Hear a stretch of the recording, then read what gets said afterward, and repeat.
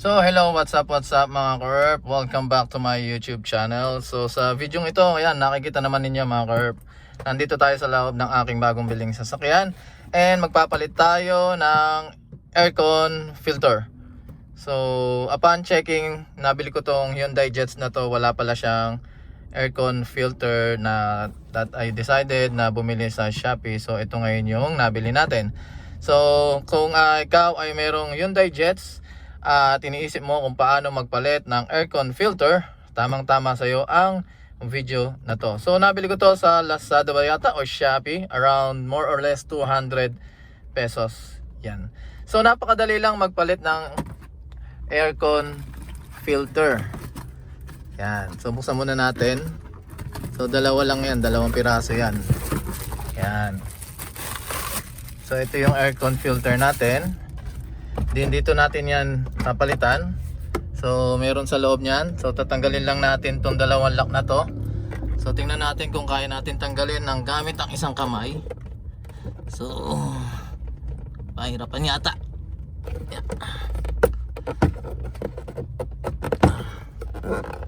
Yun. So one down. Ayan. Then next, yeah, tingnan natin kung matatanggal natin ang isang kamay. Hirap-hirap. Tingnan natin ulit.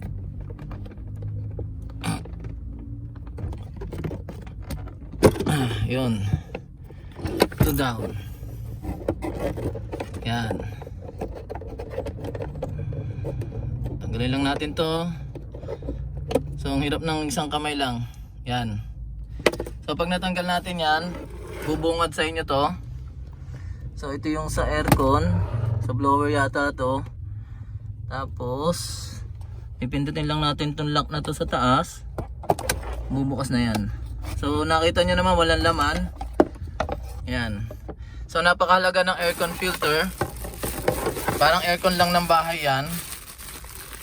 Dudumi kasi ang ating compressor pag wala. So hindi ko alam sa dating may-ari nito bakit hindi siya naglagay nito. Eh napakamura lang naman ito. 200 pesos. Sabi nga nila prevention is better than cure. So kabit lang natin. Yan.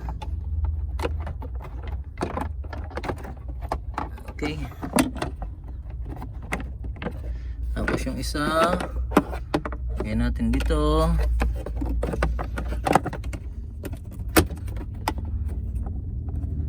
Yan. Yun. Tapos babalik lang natin to.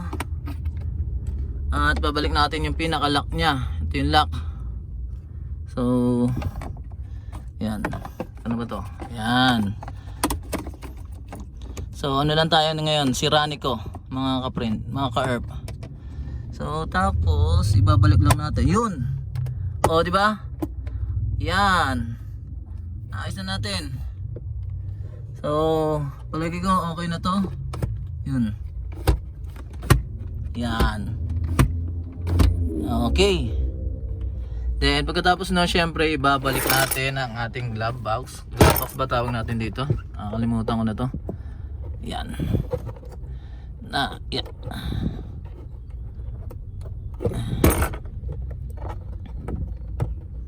Ano nga ba ulit to? Nakalimutan ko na. Yan. Yun. Yun. So, shoot lang pala to. Ayun, shoot. Nakita nyo ba? Yan, ulitin natin. Shoot. Shoot lang doon. Shoot. Ayan, nakikita nyo ba? Yan. Shoot. Yun. Tapos lock. Yun. Tapos yung isa ganun din gagawin natin. Yan, shoot natin doon. Tapos yun. So may aircon filter na tayo. So ganun lang kadali mga ka-herp yung pagpalit ng aircon filter dito sa aking Hyundai Jetz 2008 model. So hanggang dito na lang. Maraming salamat sa panonood. Sana may natutunan kayo. And next project natin is yung air filter naman sa ating engine bay. So hanggang dito na lang. Maraming salamat sa panonood. Bye bye.